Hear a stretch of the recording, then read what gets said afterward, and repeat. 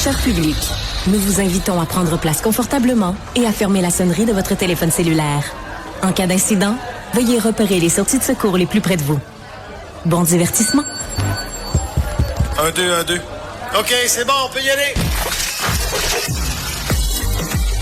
Sophie Durocher. Elle met en scène les arts, la culture et la société. Une représentation pas comme les autres. Sophie Durocher. Cerveau, après 2 jours en poste, je vais vous avouer que je m'étais préparée. Attends, les cerveaux. Oui. Non, mais on est en ondes. Oh. Jean-Philippe, faut que tu me préviennes. OK, attendez 2 secondes. Bonjour tout le monde. C'est parce que maintenant qu'on fait la transition hyper rapide entre l'émission de Benoît et la mienne, il faut que je vous raconte, bonjour Cybèle Olivier. Bonjour. Il faut que je vous raconte, c'est que Benoît, il a ses propres écouteurs. Parce que Benoît, il veut pas avoir des grosses oreilles de lapin quand il anime. Tu sais, puis en plus, tu sais, Il dit Princesse Léa. Il dit Princesse Léa, puis aussi lui, tu sais, comme il veut se distinguer, fait qu'il est différent de tout le monde. Fait que quand il arrive, Benoît Dutrisac pour animer, il enlève les grosses oreilles de lapin, mais il enlève aussi le branchement des grosses oreilles de lapin. Ça, là, je vais le montrer ici, là. Regarde ça.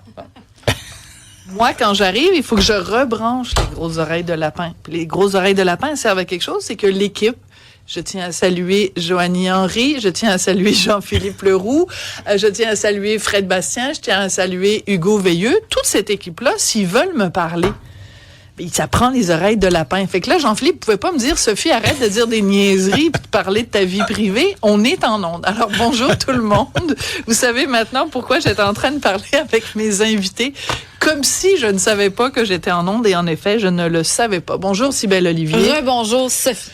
Merci, tu m'as sauvé la vie, mais Ben en oui, on fait, sait jamais, André-Sylvain Latour m'a trouvé une épingle de nourrice. Je peux donc cacher mon opulente poitrine qui était à la veille d'être montrée au Québec au complet parce que je me suis habillée trop vite ce matin. Bref, commençons donc cette émission qui a commencé un petit peu sur les chapeaux de roue. On va parler d'Éducalcool. Et mon invité à gauche, Geneviève Desautels, qui est directrice générale d'Éducalcool pour encore quelques semaines. Vous me racontiez que votre première entrevue à vie, c'était ici.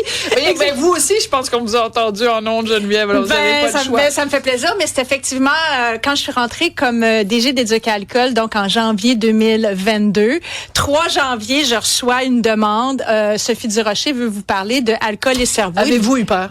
Ben, en fait, j'avais pas peur de vous. J'avais peur de pas être à la hauteur. Parce que quand tu commences un travail comme celui-là, ben bien sûr, j'ai été embauchée pour mes compétences de vulgarisatrice, tout ça, mais je ne suis pas une scientifique à la base. Mais on a des conseillers scientifiques. Alors, j'avais appelé Youssef, et il va peut-être se reconnaître. Youssef, fais-moi un crash course à alcool et cerveau parce que je m'en vais à Sophie Durocher puis je vais avoir l'air intelligente. Mais c'est important parce que Éducalcool, donc, c'est aussi et surtout ça. C'est nous éduquer à une bonne consommation et à une consommation appropriée de l'alcool. Donc, en effet, alcool et cerveau, c'était extrêmement important de parler de ce sujet-là en 2022. Mais là, on est 3 ans plus tard, puis il y a plein de choses qui se passent à Éducalcool. C'est pour ça que vous êtes là, Geneviève. Et à ma droite, il y a Sylvain Dupuis, qui est président du CA d'Éducalcool. Bonjour à vous deux. Bonjour à vous deux. Voilà, une longue introduction parce que, aujourd'hui, vous avez annoncé plusieurs changements. Vous, Geneviève, vous quittez. Vous, Monsieur Dupuis, vous allez assurer l'intérim avec le départ de Geneviève. Donc, je veux pas trop qu'on rentre dans la cuisine parce que les gens qui nous écoutent veulent plutôt en savoir plus sur Éducalcool. Mais quand même, il y a différents dossiers qui ont mis Éducalcool dans l'actualité au cours des derniers mois, des dernières années. Et, entre autres, ce qu'on a considéré comme une apparence de conflit d'intérêts parce que siégeaient au CA d'Éducalcool des gens qui étaient issus du milieu des alcools. En fait, le CA est complètement changé. Il n'y a plus personne issu du milieu des alcools au CA. Pourquoi vous avez pris cette décision-là? Puis en fait, on va revenir même 24 mois plus tôt, parce que à cette époque, quand moi je suis arrivé, avec Geneviève, on avait évoqué le fait que cette apparence de conflit-intérêt-là, puis c'est bien important de mettre l'emphase sur apparence par opposition à un réel conflit, mais l'apparence, c'est la perception que vous et d'autres personnes peuvent avoir sur la situation. Donc, on a dit, cette apparence-là crée un enjeu au niveau de la perception du message. Donc, à l'époque, on a enclenché un processus pour changer les règlements généraux. Et les règlements généraux, pour pas rentrer dans l'aspect juridique, dictaient au fond la façon dont le conseil devait être composé. Et à ce moment-là, on disait, les membres de l'industrie avaient le droit de nommer les gens au conseil. Et donc, la première chose qu'on a fait, c'est changer ça pour ouvrir les règlements à toute personne qui pouvait siéger. Puis l'an passé, dans la dernière année, on a exécuté cette transformation-là. D'accord. Donc, ça a quand même pris 2 ans pour faire ce changement-là. Mais mettons que moi, je suis membre du public, monsieur et madame tout le monde, ce qui est en effet le cas, et que je regarde ça puis je me dis, ben voyons, comment ça a déjà pu même être possible que quelqu'un qui fait partie d'une industrie privée, parce que bon, quand on est commerçant d'alcool, restaurateur, etc., comment on a pu, en fait, laisser rentrer le loup dans la bergerie? Parce que comment on peut à la fois faire partie du monde des alcools et siéger sur un organisme dont le but est quand même d'encourager à la modération, de prendre les meilleures pratiques et coutumes? Geneviève, je me tourne vers vous. L'histoire d'Éducalcool, ça a été fondé par l'industrie pour respecter un règlement qui est donc de la Régie des alcools, des courses et des jeux, qui dit que tout fabricant se doit d'avoir un programme éducatif, parce que l'alcool, c'est pas un produit comme les autres, bien sûr. Alors, l'industrie, en 89, s'est concertée et a décidé de fonder Éducalcool. Donc, la business, qui est un OBNL, appartenait à l'industrie. Puis, ce que Sylvain évoquait tantôt, c'est que l'année dernière, en changeant les règlements généraux, on a dit à l'industrie, votre organisation qui vous appartient, là, acceptez-vous que maintenant elle appartienne à la société civile? Non, mais je comprends tout à fait le principe, mais c'est aussi que, mettons qu'en effet, l'industrie est obligée par la loi de se doter d'un organisme. Elle peut tout à fait se doter d'un organisme et garder une sorte de distance. C'est-à-dire que je pense, par exemple, mettons un politicien qui s'en va quelqu'un qui se lance en politique, ben on va dire, je vais confier mon entreprise à quelqu'un d'autre, puis c'est quelqu'un d'autre, et j'aurai pas de droit de regard. Là, il y a beaucoup de gens dans le public qui disent, ben voyons donc, tu peux pas t'auto-réguler, t'auto-surveiller, t'auto-réglementer. Donc, ça me paraît, le changement qui est fait maintenant me paraît beaucoup plus logique. Oui, vous devez vous doter d'un organisme qui régule tout ça, mais il faut que vous soyez loin. Il faut pas que vous ayez votre mot à dire. Je pense que, vous avez parfaitement raison. Et c'est ça que moi j'ai vu quand je suis rentrée, quand Sylvain est arrivé après ça, il a fallu travailler à ça. Mais je crois aussi qu'il faut se remettre en 89. En 89, là, il y avait encore la bière entre les deux jambes. On mettait pas une sorte en 89, moins, là. En 60, 70, peut-être. Mais il paraît qu'il y en a encore maintenant. Alors, j'aime autant même pas y penser. Ben, Cybèle, à 27 ans, tu sais même pas à quoi on fait référence. T'as jamais vu ça. Non, j'ai jamais vu ça. J'en ai entendu parler, là. Mais tu sais, moi, j'ai toujours la blague de mes parents qui disaient, moi, dans le temps, mon père conduisait avec une bière entre les deux jambes. Ses parents, ils doivent être à peu près de nos âges. Mais tes parents l'ont jamais fait, mais ils en ont entendu parler. Non, mais c'est ça, mais tu sais, eux m'en parlent plus comme de leurs propres parents. Donc, je vous disais qu'ils ont 90 ans et plus maintenant. Mais bref, j'ai connu ça de loin. Ouais. Ses parents sont tellement vieux, ils ont mon âge. On a à peu près le même âge, s'il vous plaît. Moi, j'en pas Alors, donc, il faut quand même se mettre que et la gouvernance, et les mœurs, et la façon de penser a énormément évolué en 35 ans. D'accord. Donc, aujourd'hui, les gens qui sont sur le CA sont pas des gens qui sont issus du milieu de l'alcool. Donc, c'est des gens qui sont des bons administrateurs, des gens qu'on a mis là pour leur qualité de gestion avant tout. Tous les profils, pour faire ça, on a s'assuré que la mission était rencontrée. Puis qu'est-ce que ça prenait comme profil? Et la réponse, c'est oui. D'accord. Bon, revenons au début. Éducalcool, ça sert à quoi? Geneviève, Non, peux-tu? non, c'est pas moi qui décidais qui répond aux questions. vous avez C'est raison. vous, monsieur J'ai Dupuis. tenté. Ouais, c'est trop Je vous facile, taquine ça. parce qu'en Une fait- question difficile, m'envoyer ça à Geneviève. c'est pas Du tout. Elle est très facile à répondre. Mais Allez-y. Alors, la mission, c'est vraiment d'éduquer les gens sur la consommation responsable puis faire des choix éclairés. C'est vraiment ça la mission. Puis ce que ça veut dire, c'est que on ne substitue pas à personne en termes de connaissances ou d'expérience. On veut juste s'assurer que l'information, elle est bien promue, et diffusée de la bonne façon aux bonnes personnes de la bonne façon. C'est vraiment ça qu'on veut faire. Alors, le gros changement, d'après ce que je comprends, c'est que là, vous avez décidé, au lieu de faire, excusez-moi, ça me prendrait un petit verre de scotch. Non, un petit verre d'eau, s'il te plaît, Hugo. Ce que je comprends, c'est que donc, au lieu de faire des grandes campagnes pour dire, bon, la modération a bien meilleur goût, des campagnes qui s'adressent à 9 millions de personnes, on a décidé de cibler des groupes qui étaient plus problématiques pour dire, bon, on va aller vraiment s'attaquer à différentes problématiques pour chacun de ces groupes-là. Entre autres, donc, les jeunes postsecondaires, les entreprises de domaine corporatif, les bars, tenanciers et restaurants. Moi, ça m'intéresse beaucoup, jeunes postsecondaires. Mon fils est en plein là-dedans. Comment on fait, justement, pour apprendre la modération, apprendre l'intelligence, la consommation intelligence à quelqu'un qui est post-secondaire, parce que c'est vraiment l'âge où on commence à boire comme des trous.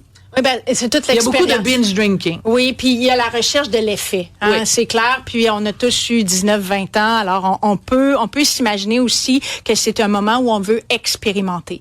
Ce qui fonctionne assez bien depuis 2 ans, puis qu'on veut mettre encore plus de l'avant, c'est la formation ou la sensibilisation par les pairs. Donc, on travaille avec l'Association des clubs entrepreneurs. Justement, c'est la fête des pères dimanche. Oui, c'est ça. Mais Ah non, pas ces pairs-là. Pas ces pairs-là.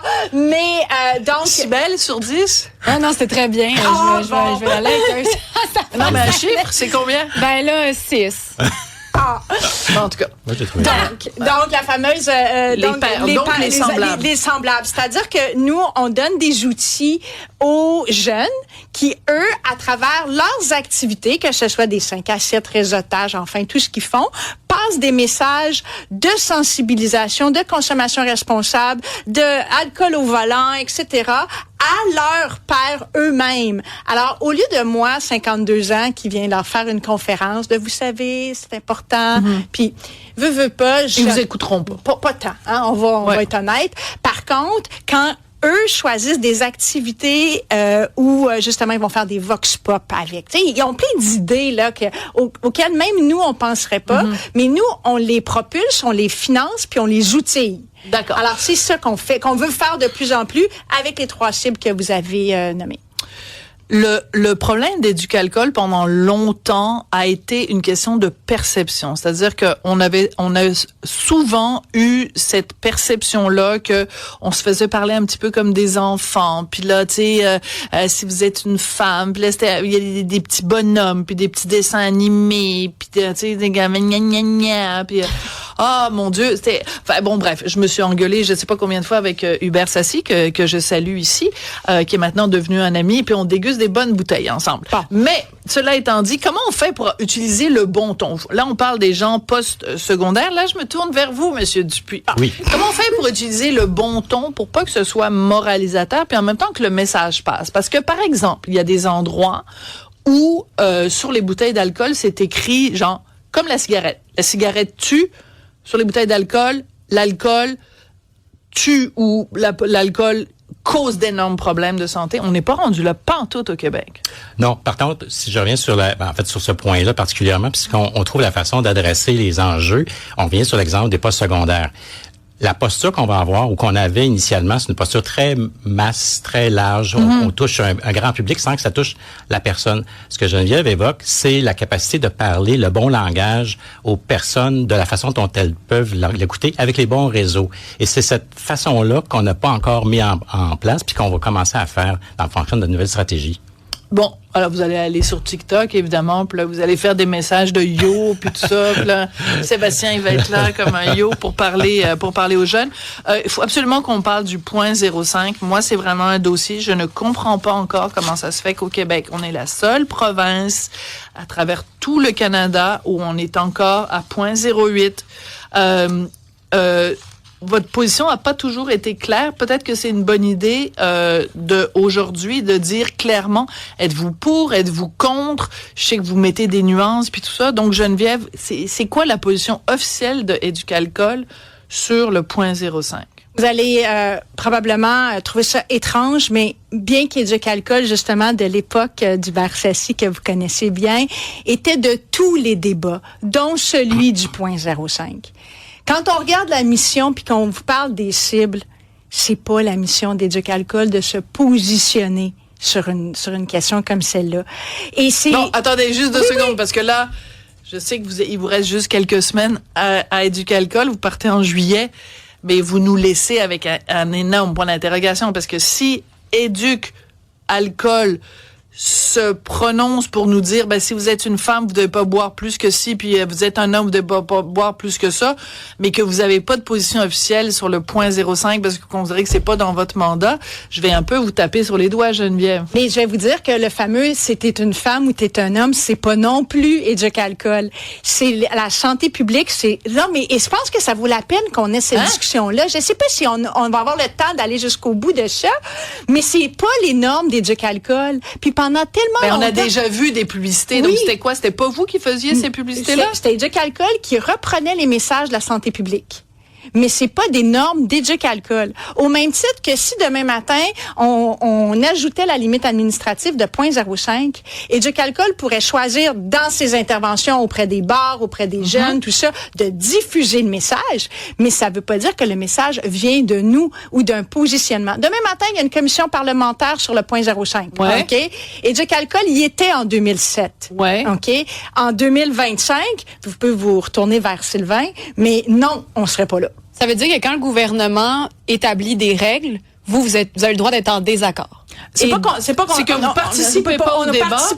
Mais une fois que la décision est prise, vous l'appliquez que vous avez pas le choix. Donc, vous êtes en train de me dire que Éducalcool, qui nous éduque à l'alcool et qui nous dit vous prenez pas le volant quand vous avez bu, vous avez pas de position sur le 0.05 parce que c'est pas dans votre mandat. Effectivement. Et ce mandat-là vient d'où? Il vient du conseil d'administration qui a pris ce positionnement centriste, bienveillant.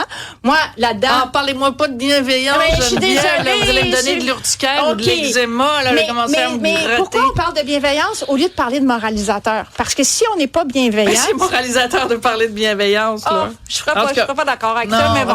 Enfin, mais dans cette perspective-là, c'est pour ça que Éducalcool, c'est un OBNL. Faut pas l'oublier aussi. Ouais. Les gens pensent souvent qu'on est un organisme gouvernemental. Oui, c'est ça. Il y a plein de gens qui pensent que vous êtes la SAQ, mais vous n'êtes pas la SAQ. En plus. Ouais. D'accord. Alors, voilà. Fait que c'est ça l'idée sur le fameux 0.05 que, bien sûr, Éducalcool, on va être les premiers à aider parce que la journée où on ajoute cette limite-là, faut former les gens des bars et restos. Il faut travailler avec les gens. Vous allez aider. Mais vous ne prononcerez pas sur le débat car ça n'est pas dans votre mandat. Exactement. J'avoue que je tombe un petit peu de ma chaise, mais en tout cas, merci pour tous les moments où vous avez été là. Geneviève Desautels, donc directrice générale pour l'instant d'Éducalcool. Sylvain Dupuis, président du CA d'Éducalcool. Merci beaucoup. Puis là, vous prenez le volant, là. Pas de 0.05, rien du tout, là. Merci beaucoup. Merci. Bonne journée. Merci.